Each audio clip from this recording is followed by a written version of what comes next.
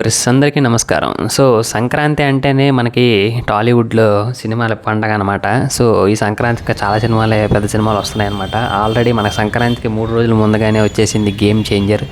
So, ఇప్పుడు రామ్ చరణ్ యాక్టర్‌గా నటించిన 'గేమ్ చేంజర్' మూవీ ఎట్లా ఉందో, పాజిటివ్ ఏంటి, నెగెటివ్ ఏంటో డిస్కస్ చేసుకుందాం. సో, మనకి 'గేమ్ చేంజర్' మూవీలో పాజిటివ్ థింగ్స్ వచ్చేసి రామ్ చరణ్ యాక్టింగ్ అనమాట. రామ్ చరణ్ యాక్టింగ్ బాగుంటుంది. అలాగే ఎస్జే సూర్య యాక్టింగ్ కూడా సూపర్ ఉంటుంది. అలాగే మనకి ప్రతి ఒక్క రోల్ క్యారెక్టరైజేషన్ అనేది బాగుంటుంది. వాళ్ళకి ఇచ్చిన ఇంపార్టెన్సు, ఆ క్యారెక్టరైజేషన్ అనేది చాలా బాగుంటుంది మూవీలో. అలాగే స్క్రీన్ ప్లే కూడా బాగుంటుంది. అలాగే శంకర్ డైరెక్షన్ సినిమాస్ అంటే మనకు తెలిసిందే కదా, విజువల్స్ అనేవి చాలా రిచ్గా ఉంటాయి, చాలా గ్రాండ్గా.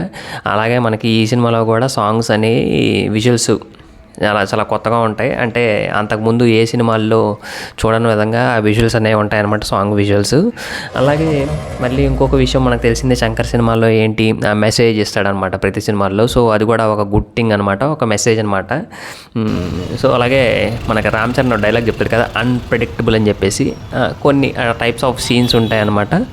అలాగే మనకి ఇందులో క్యారెక్టరైజేషన్ ద్వారా కొంత ఇన్ఫర్మేషన్ అనేది మనం నేర్చుకుంటాం అనమాట. రోల్స్, అది ఇప్పుడు దాకా ఎవరికి తెలియని రోల్స్, ఈ రోల్స్ ఇవి కూడా చేయగలవా, అంటే వాళ్ళు ఉద్యోగాలు ఈ విధంగా కూడా ఉంటాయా అని చెప్పేసి తెలుసుకుంటాం అనమాట. సో అది కూడా మంచి ఇన్ఫర్మేషన్ అని చెప్పుకోవచ్చు.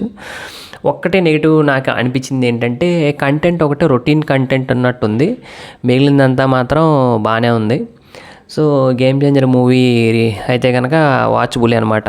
సో మీరు కూడా ఈ సంక్రాంతికి ఫ్యామిలీతో వెళ్ళి ఈ మూవీని ఎంజాయ్ చేయొచ్చు. So that's all. Thank you.